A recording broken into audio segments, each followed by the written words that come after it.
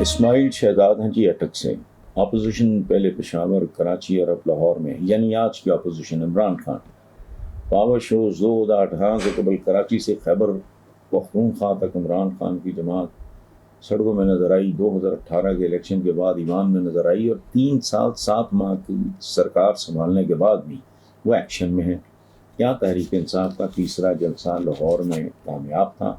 क्या PTI power shows के बाद मौजूदा हुकूमत पे प्रेशर डालने में कामयाब हो जाएगी और जल्द इलेक्शन करवाने में?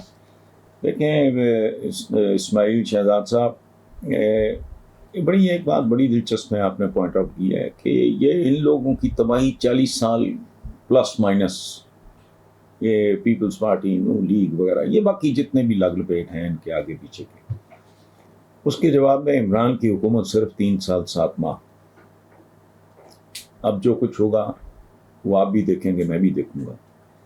पहली बार अवाम की इज्तिमाई दानिश मुझे अपील कर रही है, वरना सच्ची बात है ये जो गयूर हैं और बाशऊर हैं वगैरह इस तरह के जुमले नारों के अलावा कुछ नहीं थे। पहली बार कि इनका किया धारा था बेसिकली, जो फर्स्ट इमरान ने काटी और बीच में रह गई, उसके 3 साल 7 महीने की क्या औकात है इस पूरे लंबे चौड़े खेल में। अब लेकिन देखो कुदरत का इंतकाम कितना भयानक है। जो मलबा ये पीपल्स पार्टी, नून लीग वगैरह, ये वो इन लोगों ने जो मलबा था इनका, वो इमरान खान की इतनी सी मलबी के साथ मिलके इनके ऊपर आके रहेगा।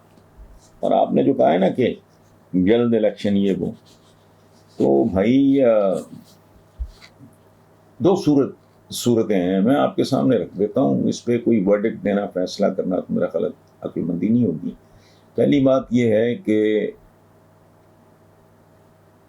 इमरान की पॉपुलैरिटी या पब्लिक से जो रिस्पांस मिल रहा है वो ढकी छुपी बात नहीं है। वो झूठ बोल रहे हैं, ये नंगा झूठ बोल रहे हैं और इससे इनकी जिल्लत में मजीद इजाफा हो रहा है। अब प्रॉब्लम ये है, अगर फॉरेन इलेक्शन कराते हैं तो उसकी हाइप बहुत ज़्यादा है, और अगर ये स्नोबॉल कर गई तो फिर पता नहीं क्या होगा। दूसरी तरफ अगर ये इसको लटकाते हैं तो जैसा जैसा महंगाई का अब झटका आएगा आप हैरान ही रह जाएंगे। सो इनके एक तरफ खड्डा है, एक तरफ खाई है। ये वो सांप हैं जिनके मुंह में एक छिपकली आ गई। अब ये उसको निगल भी नहीं सकते, उगल भी नहीं सकते।